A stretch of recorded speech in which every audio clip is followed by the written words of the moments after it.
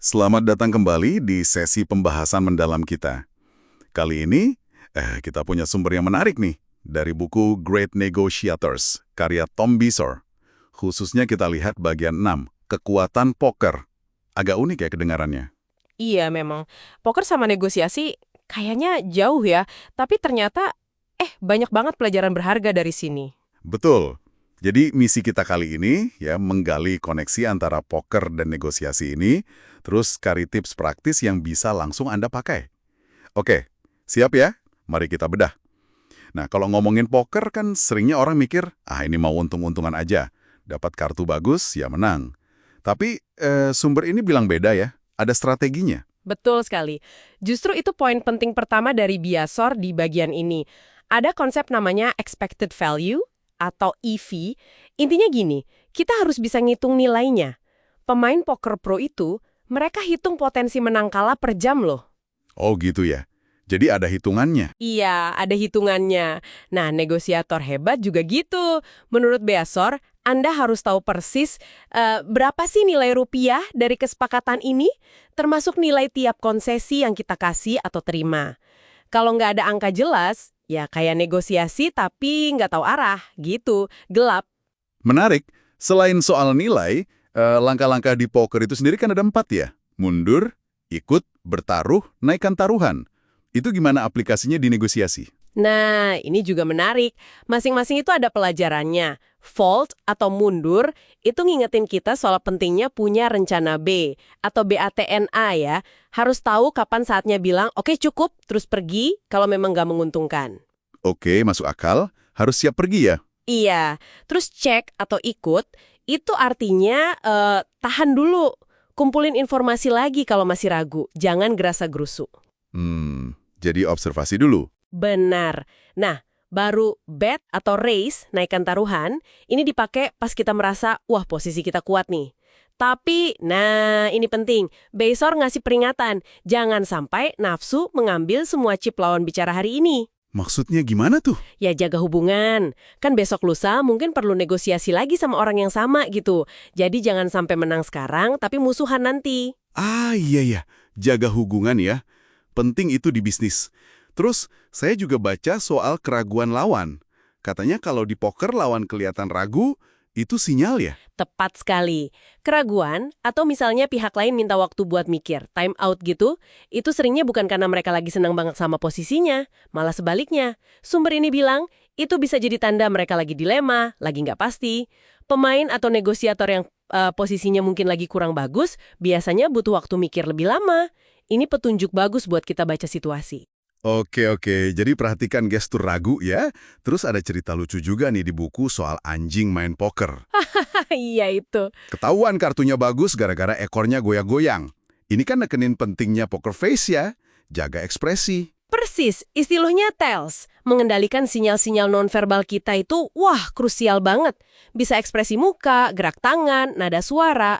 Kredibilitas kita sebagai negosiator, kata Biasor, itu tergantung banget sama kemampuan kita buat nggak gampang ditebak. Jangan sampai kita kelihatan terlalu senang atau kecewa, nanti malah ngasih info gratis ke lawan. Bener juga ya. Nah ada lagi nih, analogi matador lawan banteng. Intinya jangan adu kuat langsung kalau lawan jelas lebih gede, gitu ya.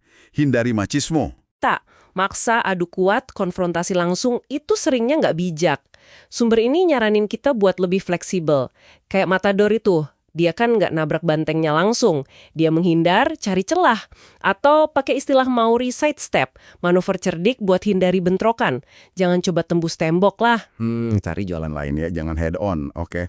Terus poin berikutnya soal hasil akhir. Di poker kan yang penting bukan siapa yang paling jago ngomong, tapi siapa yang bawa pulang uang paling banyak. Nah ini dia, pelajaran penting berikutnya. Fokus pada hasil nyata, bukan sekedar menang debat atau argumen. Sering banget kan orang kejebak pengen kelihatan menang, pengen kelihatan pinter ngomong, padahal kalau dihitung-hitung nilai kesepakatannya malah rugi. Biasor nantang kita mikir, Anda mau jadi pecundang kaya, fokus ke hasil akhir yang untung, atau pemenang miskin, menang debat tapi hasilnya nggak seberapa. Dalam juga tuh pertanyaannya. Jadi fokus ke duitnya ya, bukan gengsinya. Betul, substansinya yang penting. Oke, jadi kalau kita rangkum nih dari bagian ini, 3 pilar utama dari poker yang bisa diadopsi negosiator itu apa aja menurut Biasor? Ada 3 elemen kunci yang disorot di sumber ini. Pertama, manajemen uang atau sumber daya. Maksudnya, tahu kapasitas kita, tahu batas kita. Kedua, memahami probabilitas. Jadi, bisa nimbang peluang sama resiko dari tiap langkah yang mau diambil. Ketiga, dan ini penting banget, memahami orang. Kemampuan baca lawan bicara, deteksi kalau dia lagi ngebluff atau nggak jujur gitu.